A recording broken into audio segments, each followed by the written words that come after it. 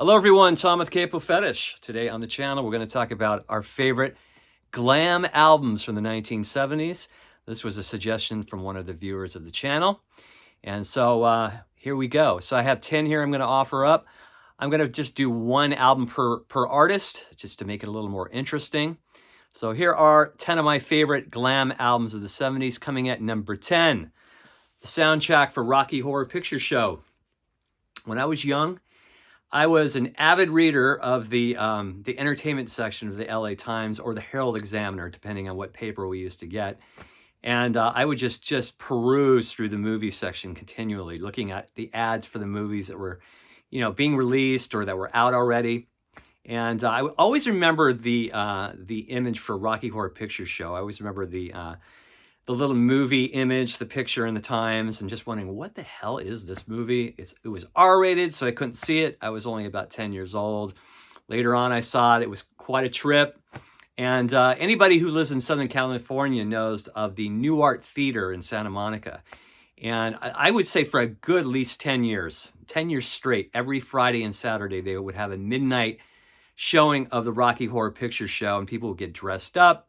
It was quite a thing, quite a cultural phenomenon going on there.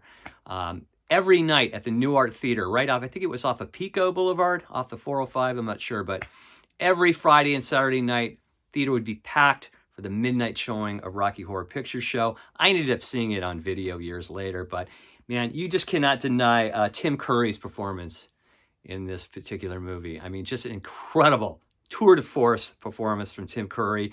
You got a very young, sweet, innocent-looking Susan Sarandon, beautiful.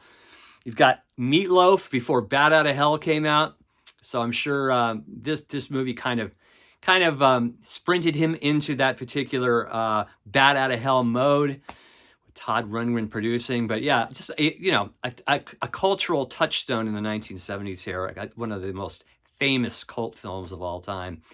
Rocky Horror Picture Show, and who doesn't want to do the time warp again? Coming in at number 10, Rocky Horror Picture Show. Coming in at number 9, an album that kind of straddles a little glam rock, a little punk rock, a little new wave. I love Iggy Pop's New Values from 1979. Some people are probably thinking, this is glam, but there's glam all over this album. And I think the highlight for me on here is definitely I'm Bored. That track is just phenomenal. I think one of the best filmed Iggy solo performances is his performance on the Old Gray Whistle Test, performing this song. Check it out on YouTube. His moves, everything to the last kick at the end where he falls. Oh, it's just fantastic. Just a perfect performance from Iggy. Incredible stuff. But I think, a lot of people rave about The Idiot and Lust for Life, which are great albums. But I really think this album is a real winner, New Values.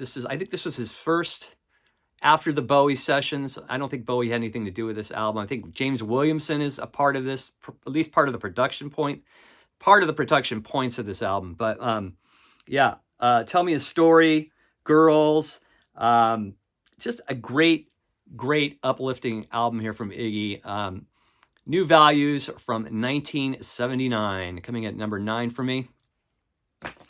I've always been a big fan of this album too. This is the debut from Brian Eno. Here Come the Warm Jets.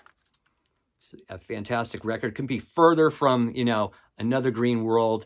And just from a few years later, those kind of albums he'd put out, those more kind of ambient type records. Definitely glam vibe all over this record. I love the first track, Needles in the Camel's Eye. I always wanted to do a cover of that back in the day with my band. If you know anybody else that's done a cover of this track, let me know. I'd love to hear someone else covering it. It's such a great song. Also, Baby's on Fire is really cool. Cindy Tells Me, Black Frank, the title track that ends the album. Really, really cool stuff. Really quirky, really different. I mean, for 1974. I mean, just really, really cool. Or is this 73? 73 or 74. I can't read the small print on these CDs, but yeah, a fantastic record. I went through a period where I was playing this a lot. I don't know if I like this more, if I like Another Green World. They're both completely different albums, but yeah, Here Come the Warm Jets from Brian Eno, coming in at number 8.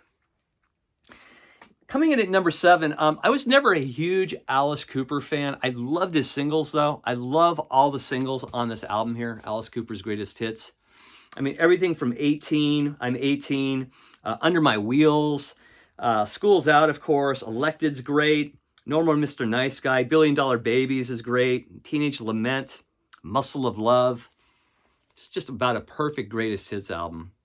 And Alice Cooper's still doing it. He's still out there. I think he's still performing to this day. Still putting out the shock rock. But, you know, one thing about this album and this period of Alice Cooper, he did write some great songs, some great just raw rock and roll tracks. And they're all over this Greatest Hits album, which I just dig. So this is coming in at number 7 for me, Alice Cooper's Greatest Hits. Coming in at number 6 is Mott from Mott the Hoople. This features one of those rare Unipack album covers where the album slips right through. See that? Slips right through there. Pretty cool. The only problem is it would rip kind of the seams in the side of the album, but great album. I always love Ian Hunter's writing. He's a great lyricist. He's definitely like a true rock and roller. I love All the Way from Memphis and the Ballad of Mott the Hoople, March 26, 72, it says in parentheses. Love Whiz Kid and Violence at End Side 1. It's a great album. And in fact, speaking of the Unipack album cover design, we're going to do a video in the next week or so about the history of the Unipack album cover design. And I'll feature a whole bunch of albums, classic albums that featured this design. I've always found this design interesting, you know, how the record slides in from the inside. But anyway, back to Mott the Hoople, fantastic band. I love Mick Ralph's guitar. I love that guitar sound. You could see where the punks in the mid to late 70s really were influenced by his guitar style. That sound, just that really like raw, thick, Les Paul guitar sound coming through those amps. Fantastic stuff. And some great ballads on here. One I really dig is I'm a Cadillac, and then how it starts off, it's rocking, and then it goes into El Camino Doloroso, kind of mellows out, gets a little more kind of classical string guitar vibey. So Mott from Mott the Hoople coming in at number 6. Coming in at number 5, an absolute classic, the New York Dolls debut from 74, I believe, or 73. Not really a bad track on this. And I mean, what can you say? I mean, Motley Crue pretty much stole from these guys completely. Their look. I remember the first time I saw Motley Crue at a club in LA back in the early 80s. I'm like, they're just trying to do a New York Dolls ripoff, you know? And they pretty much took it all the way to the bank. But the New York Dolls, they're in a completely different class than Motley Crue. Personality Crisis, Looking for a Kiss, Vietnamese Baby, Lonely Planet Boy. What a cool little, weird little track. Kind of a ballad. I guess you would call it the ballad on this album. Frankenstein, Trash, Private World, Jet Boy. There's a great version of Jet Boy. I think they do that on the Old Grey Whistle test too. And you can pull that up on YouTube. And it's really them just in their early prime. Fantastic stuff. Great album. Very influential to the punk movement. New York Dolls, I think this is a first pressing too, on Mercury Records from 1973. The New York Dolls debut, coming in at number 5. Coming in at number 4 is just an absolute, you know, pop masterpiece from Elton John, Goodbye Yellow Brick Road. This was probably Elton John at his most famous in the 70s. This is kind of right before The Descent. I think there was another album after this that was really huge, Captain Fantastic. But after that, he kind of descending through the rest of the 70s. But this is kind of him at his absolute peak. What can you say about this album that hasn't been said? Funeral for a Friend, Love Lies Bleeding. Incredible stuff. You've got Davy Johnstone, Dee Murray. Just a great band. Nigel Olsson. Great guitar playing on this album. Candle in the Wind, it's been played to death, but I still love the original. Benny and the Jets, I never get tired of these songs either. Goodbye Yellow Brick Road. Gray Seal was an early track, I think recorded around the time of the first self-titled album, the one after Empty Sky, so his second album. There's an early version of that on the CD reissue of Elton John from 1970 that's really cool too. I love Gray Seal. I've seen that movie too, is fantastic. Sweet Painted Lady is such a great track. Dirty Little Girl, All the Girls Love Alice, Roy Rogers, Saturday Night's All Right for Fighting, great rocker. Harmony's a great closer for the album. Just, you know, maybe there's a few tracks on here that I don't really care for, but I'd say for a double album, it's pretty solid, pretty damn solid. Especially the first two sides, they just flow really well. Elton John was just on a roll in the mid-70s, early to mid-70s, and this is like, you know, probably one of his most famous, iconic albums. So fantastic stuff from Elton. Goodbye Yellow Brick Road from 1973. Coming in at number 3, the second album from Lou Reed, a lot of people's favorites. Transformer, produced by David Bowie.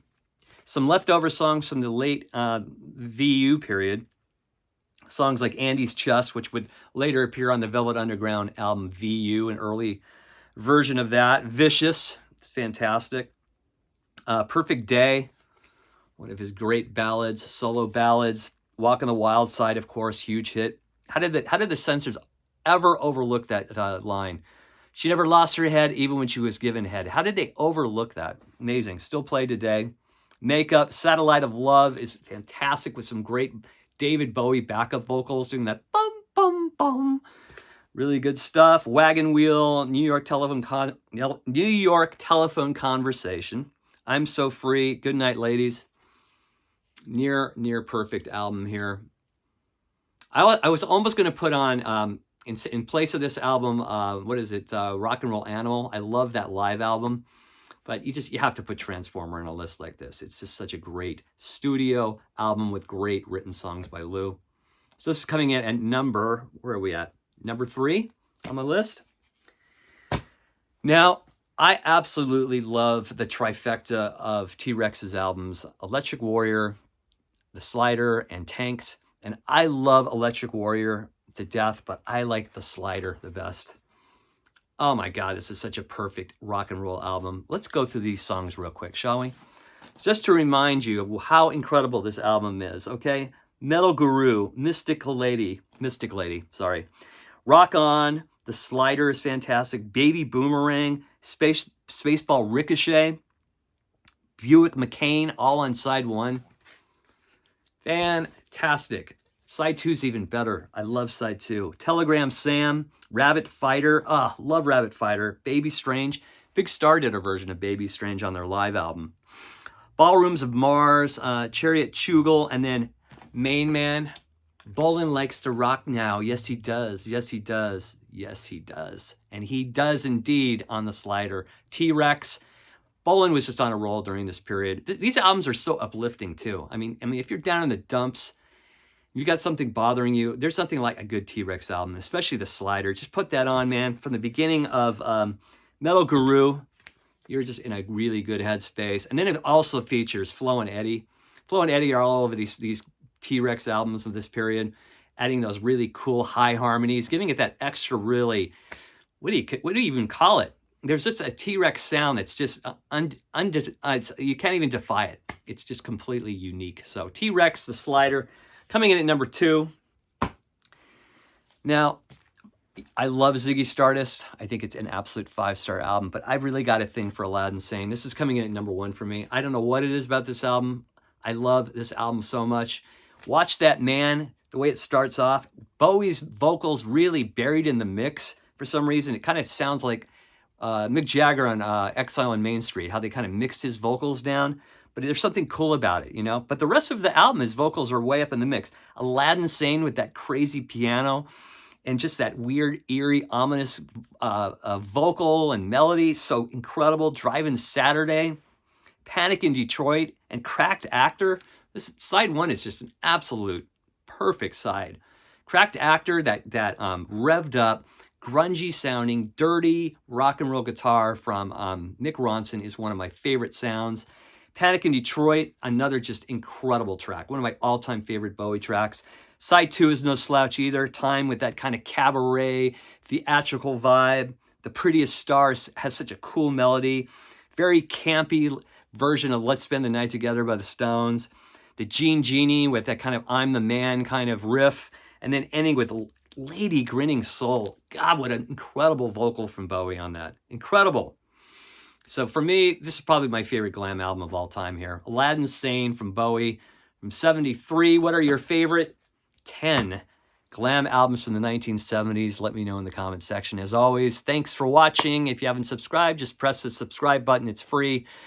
Take care, everybody. Bye.